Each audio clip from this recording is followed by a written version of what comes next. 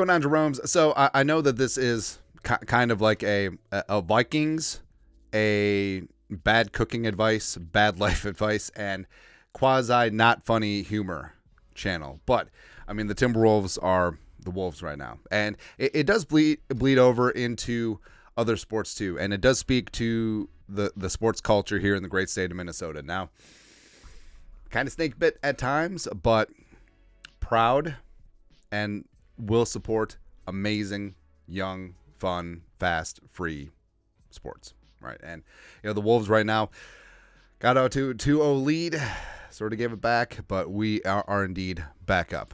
All right, so Game 6, just an absolute ass whooping.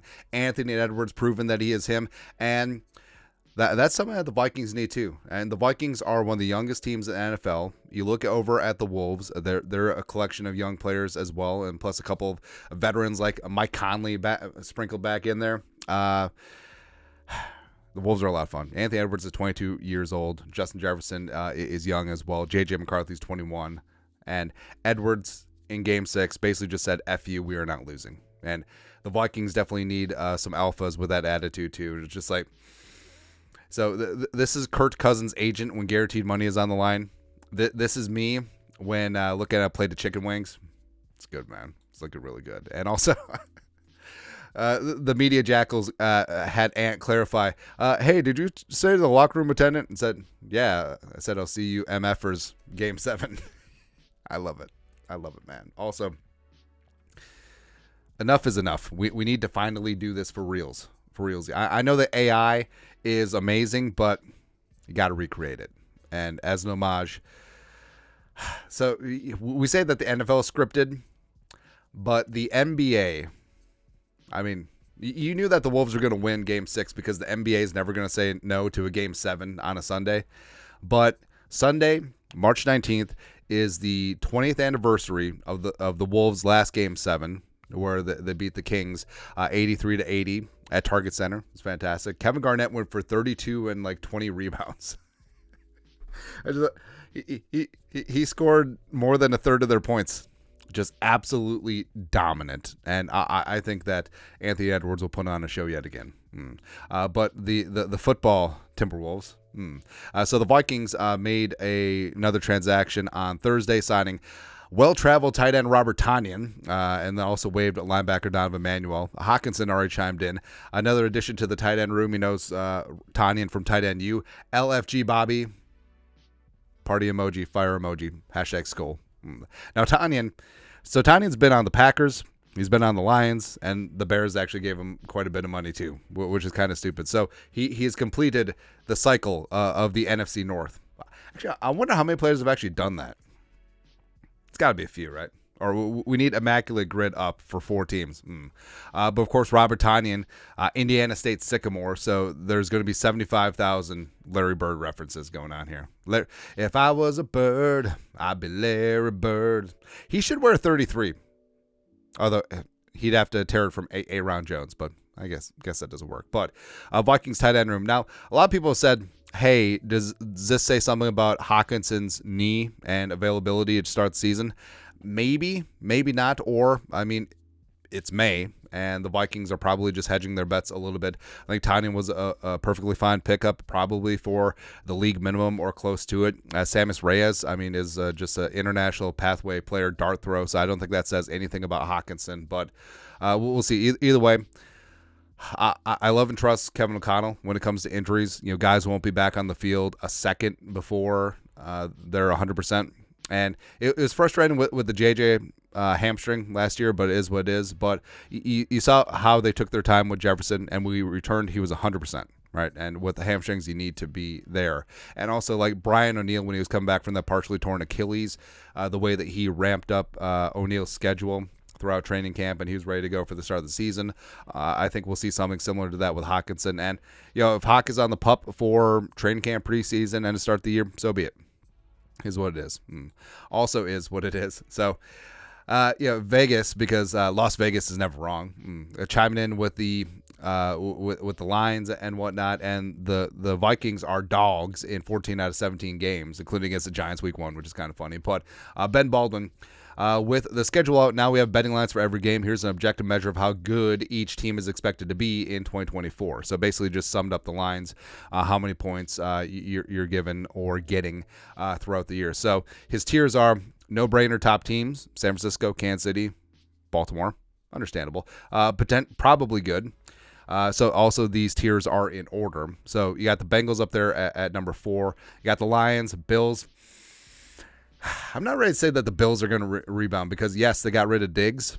But also, I mean, they completely revamped the back end of their defense. So that could take some time.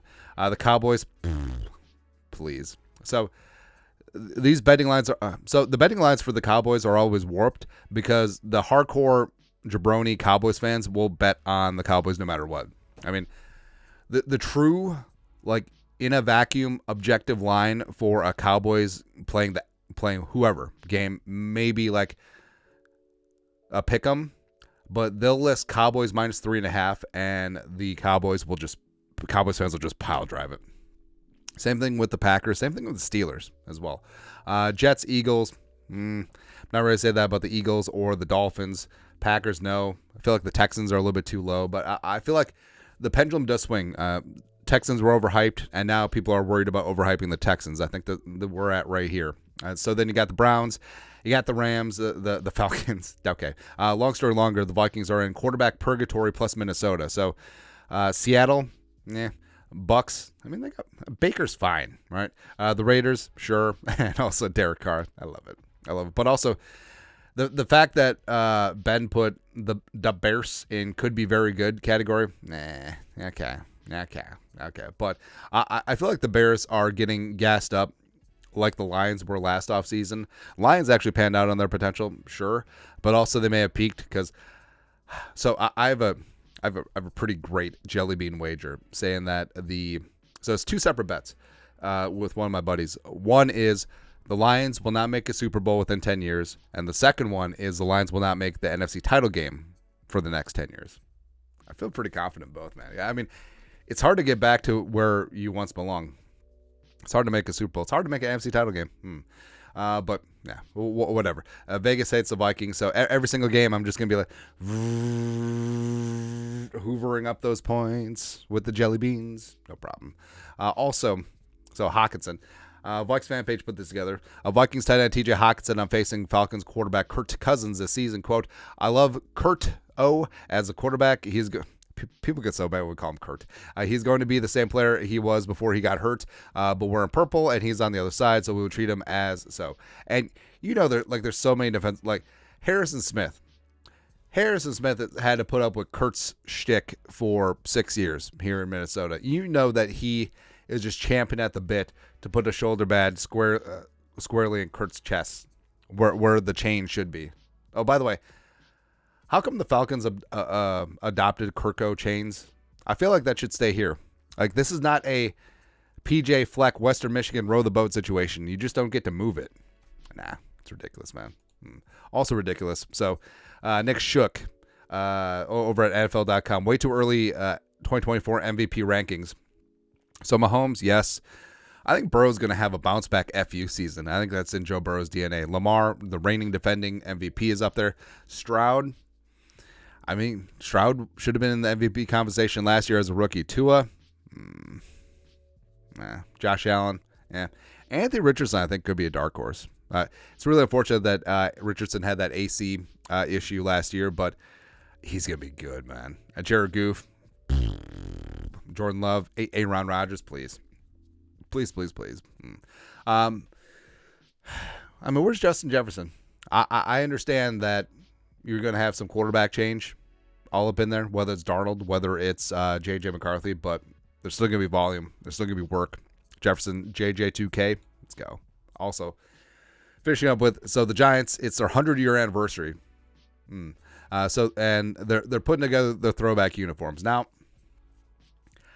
I know this is the internet, and I know that we're supposed to hate everything, but I don't mind these. These actually look pretty damn good, not gonna lie. So they have the winged helmet design, which when you see it, you think Michigan, but I feel like that was a pretty common helmet design from back in the day. Also, every single high school sports conference, at least one or two teams has this helmet design.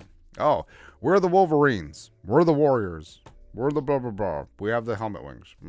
And yeah, the numbers look weird. I mean, they look like rugby shirts. Also, I mean, the sock stripes with the tan pants. But, I mean, that was probably by design because back in 1924, the Roaring 20s, I mean, they probably had burlap pants. They're probably, well, it wasn't quite the Depression, but they were headed towards burlap potato sack pants. That's what they're going for. But overall, like, as a regular uniform, no. But as a random one-off throwback, I mean, these aren't bad. Now I'm mainly jealous because the Vikings throwbacks basically look like the today's uniforms. We don't have a long, rich history of changing things up, but it is what it is. But overall, we'll take it. Also, we'll take the Wolves indeed being back. Game 7, please, basketball gods, basketball Jones, oh baby. Ooh, one time. Just one time where I've had a lot of fun watching the Wolves. I was a huge basketball fan as a kid, sort of got out of it as an adult, but I fully admit I am fair weather. I'm a bandwagon fan, but I'm in. And I feel like this excitement could carry over to the Vikings. You have a young, fun, exciting team. Just get it done. Just get it done. And also, hey, if and when the Wolves win Game 7, they have home court advantage for the Western Conference Finals. Ooh. But that's it. Let us know your thoughts on our thoughts. You guys know what to do. Skol, production value.